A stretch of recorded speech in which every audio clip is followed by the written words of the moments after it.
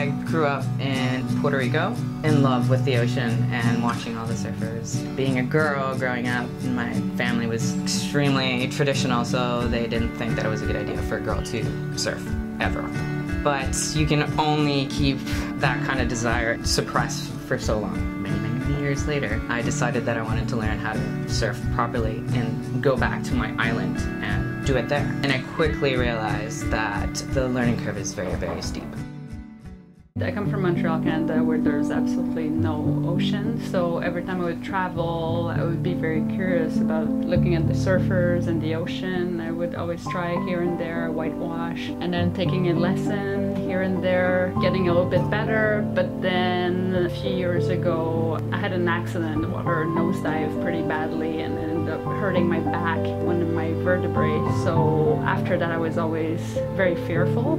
I wouldn't even go out back, and every time I would feel kind of the wave behind me, I would freeze. So I spent the last few years looking at her surfing out back, either from the beach or in the whitewash, and just really wanting to go, but not being able to get past the mental block.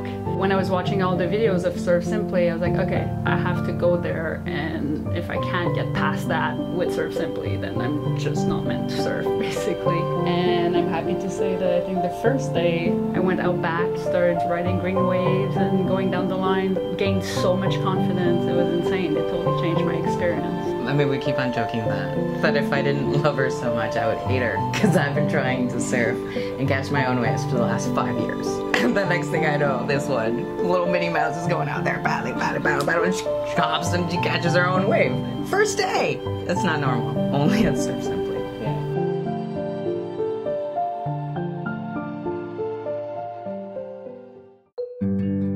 I got a job for a film, and I was told that I had to double somebody surfing, and I had 2 weeks to learn how to surf, which is virtually impossible. So I went out, I bought my first board, turned out to be a Takayama. I didn't even know what it was. It's a 9-foot beast of a thing, and asked who the local coach was. They point at this Rasta dude, and I went out that very same day. It was massive waves and a reef break, and I had to paddle out, and all I was being told, just paddle. And I'm out there, and then he's like, pop, and I'm like, I got nothing. And I'm bailing and everything. I was just like, this is never gonna happen. Long story short, they canceled that scene, thank goodness. But then the desire to learn how to surf properly was really ingrained in me. And then the other thing that really drove me to really want to learn how to surf is that my mom had a daily tradition to go to the beach every day and send me a text or give me a call and let me know what the conditions were. And she's passed away since then. She passed away last year. So now my desire is to really,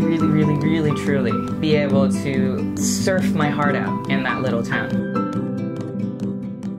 It was amazing because I've been looking at her trying to learn by herself and watch so many YouTube videos about surfing and how to surf, and literally like thousands of hours. And every time we would travel, she would try again, and then seeing a little bit of progress, you know, but getting frustrated.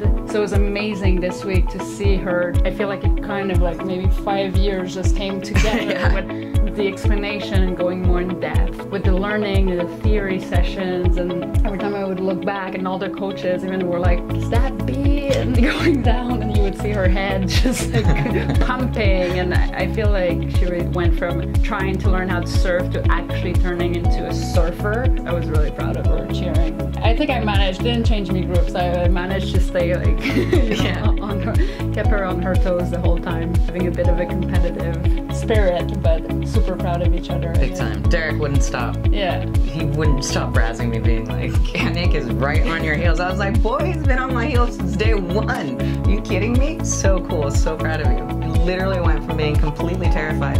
He's killing it now. It's unbelievable. I mean, I can't even, I've got no words. Surf Simply is magic.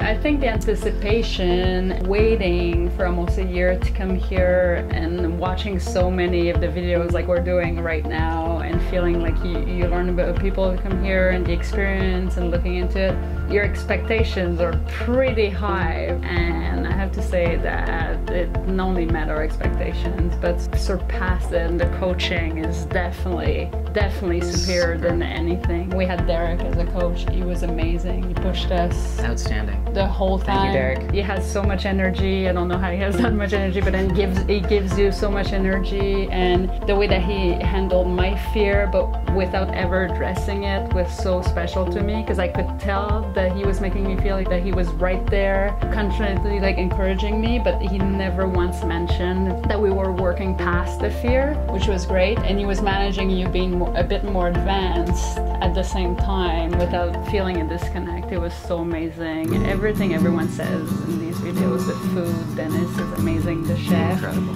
The group spirit, we were with a few people that have been here multiple times, and we asked them if it's always the same energy, because our group was so unbelievable. We've already made soulmates, friends, by being here. Yeah, we created a Facebook group. And they've all said that every time they come, it's the same kind of atmosphere, which is very, very special. So it's just a very unique experience, and we're for sure going to be coming back very soon, as soon as we